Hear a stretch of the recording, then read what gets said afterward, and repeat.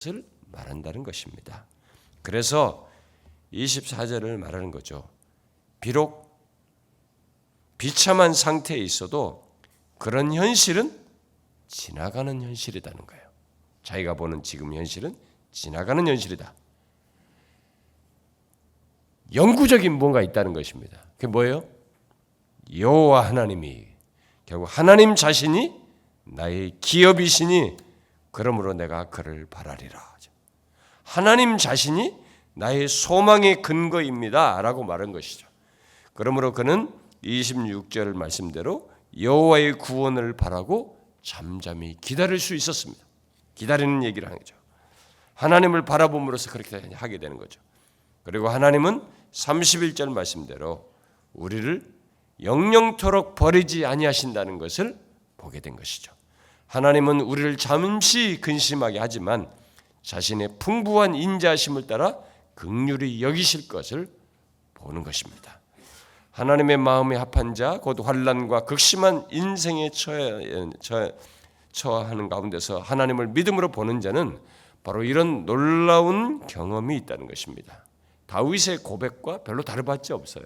우리가 그 인자와 긍휼을 자신의 그 극심한 상황에서 수렁에서 보면서 했던 말하고 노랬던 것처럼 지금 우리가 앞에 살펴본 시편에서 다 그 얘기가 다 나왔어요. 이 사람도 똑같습니다. 이렇게 절망스러운데 거기서 하나님의 인자와 긍휼이 무궁하십니다. 풍부한 인자하심을 따라 긍휼히 여기실 것이다. 이렇게 보는 거죠. 이게 하나님의 마음 앞에 합한 자들이 이 사실을 발견하고 마음과 생각이 지켜지는 거예요. 그러면서 이 재난 속에서도 믿음을 보며 소망을 보면서 다른 길을 가는 것이죠. 이 상황을 이기게 되고 하나님 안에서 소망을 보기 때문에 현재가 전부가 아닌 것을 보고 미래를 보면서 나아가는 것입니다. 결국 우리의 인생은 과정뿐만 아니라 결론에 이르기까지 주의 성실하심으로 인도되는 인생이라고 하는 것을 이 예레미야가 본 거예요.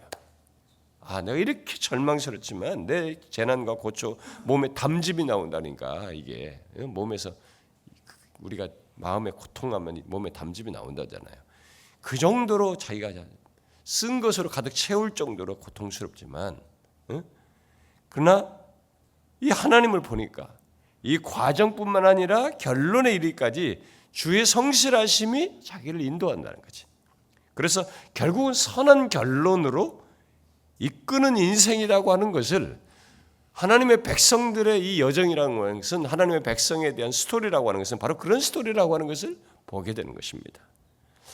여러분 자신의 삶 속에서 이런 것을 경험하고 그러니까 자신의 삶 속에서 아무리 어떻다 할지라도 주의 성실하심이 인도되고 있다는 것을 보며 그것 안에서 소망을 품고 사는 것을 경험하고 싶습니까? 그러면은 여기 예레미야와 같이 낙심될 정도로 견디기 힘든 상황과 상태에 있고 아무런 소망이 없다고 할 때라도 예레미야와 같이 반응해야 돼요. 최소한 이 예레미야 같은 하나님을 바라봄으로써 이 한 가지 사실을 발견해야 됩니다. 지금까지 말했던 것과 조금 차별화시키면 하나님의 인자하심과 긍휼을 보는 것이지만 결국 그것이 발견하는 것인데 그 긍휼을 어디서 보냐면 하나님이 완전히 진멸하지 않은 것에서 우리는 하나님이 자신의 인자와 긍휼을 베풀고 있다는 것을 보셔야 합니다. 너무 극단적이라고 생각할지 모르지만 우리가 살아가는 인생 속에는 내가 생각하기에 내 주관적으로 볼 때는 정말 끝이다 라고 할 정도로 지독스럽게 힘든 순간이 있을 수 있어요. 그때에 우리가 대부분 무너지는 건 뭐냐면 그 끝이라고 하는 이 상황을 여전히 비중을 두고 하나님보다 비중을 두고 거기에 함몰돼요. 거기에 너무 집중하기 때문에 생각이 하나밖에 안 맺혀요. 그냥 죽고 싶은 겁니다. 모든 걸 포기하고 싶은 거죠. 그러면 진짜 이 가족도 안 보여요. 오히려 가족을 편안하게 해주는 것 같고 그러니까 극단적인 선택밖에 생각이 안 나는 거죠. 죽고 싶은 거예요. 자살을 자꾸 택하는 사람들이. 근데 인간에게 있어서는 내가 경험상으로는 나의 생각과 감정 자체가 끝이다라고 할 때가 있어요, 진짜. 그러니까 그런 경험을 할 때에 이 성경이 말해주는 바는 그런 조건에서도 하나님의 인자와 긍휼이 있다는 거예요. 아니 그게 무슨 소리냐? 그러니까 우리는 끝없이 현실을 가지고 말하고 싶은 사람들이기 때문에 아니 내가 죽고 싶은데 죽고 싶은 것에 대한 전환을 주고 나서 뭔가 해결책을 주면서 인자와 긍휼을 얘기하지 내가 지금 그런 상태인데 무슨 인자와 긍휼이냐 이렇게 말할지 모르겠는데 예레미야가 발견한 것입니다. 이럴 수도 있다. 이런 상황에서도 우리는 전혀 다른 삶을 가다. 이게 하나님의 마음에 합한 자의 중심을 소유해서 가는 길이기도 한데 전혀 다른 삶을 살 수 있다는 걸 보여주는 겁니다. 뭐예요? 모든 것이 끝났다.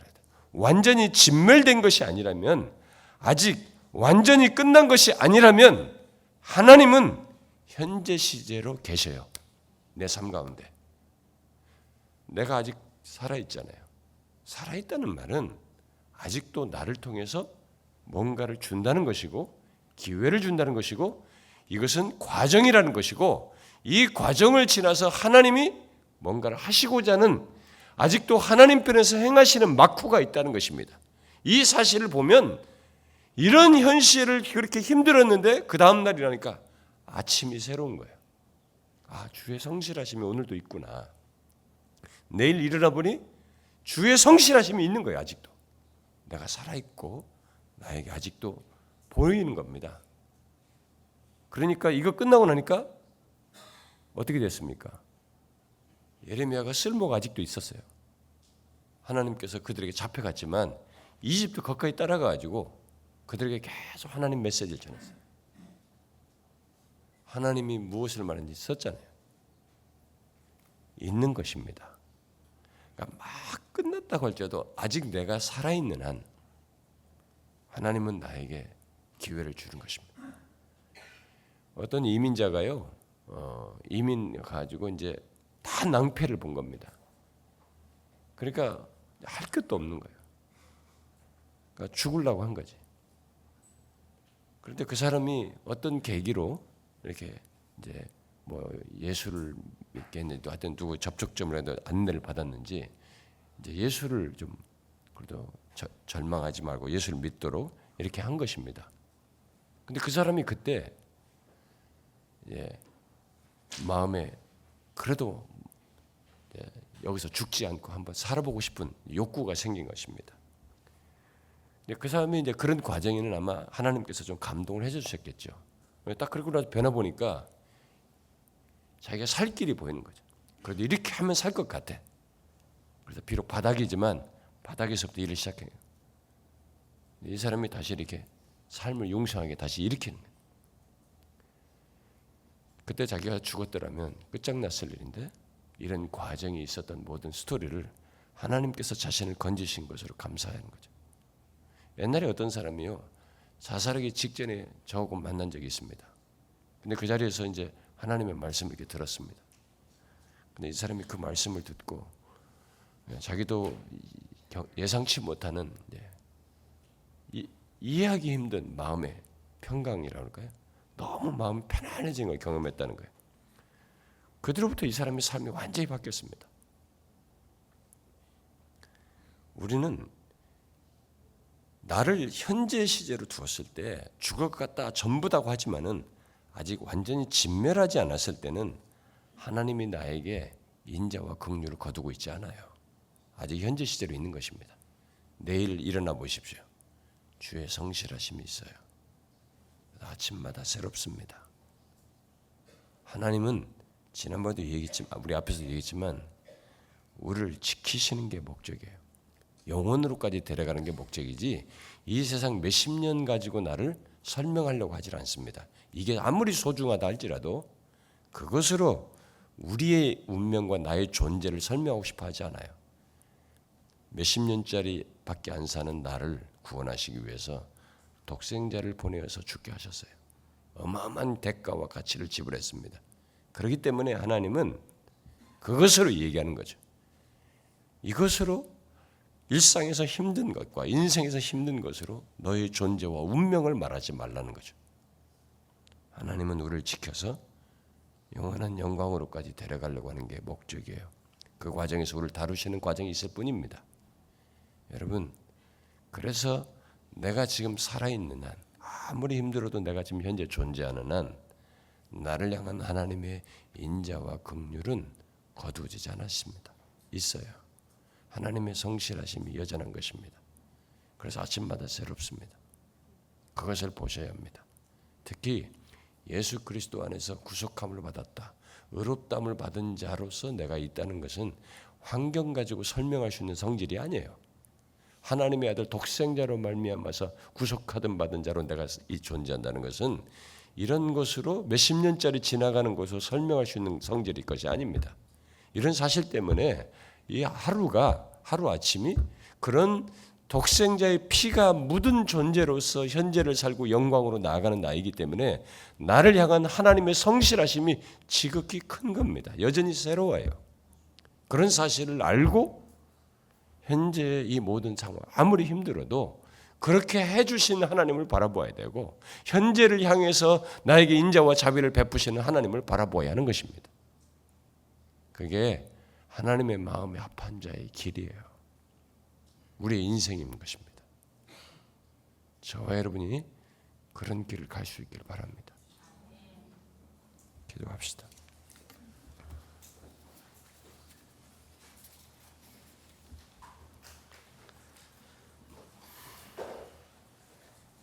제가 기도하고 주님 같이 기도하고 개별적으로 기도하시기 바랍니다.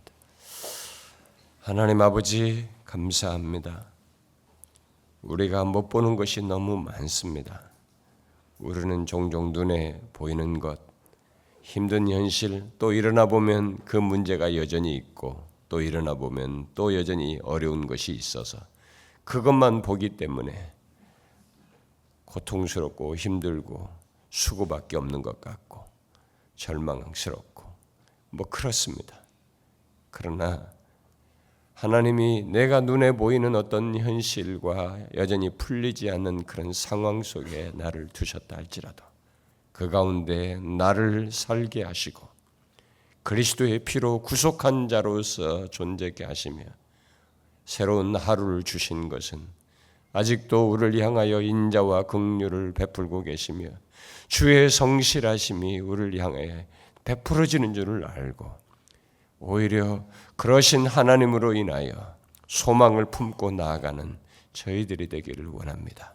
아무리 힘들어도 그 상황에서 이 예레미야처럼 그 하나님을 보므로써 진멸하지 아니하신 하나님, 모든 것을 끝내지 아니하신 하나님을 보므로써 소망을 품고 나아가는 저희들 되게 하옵소서.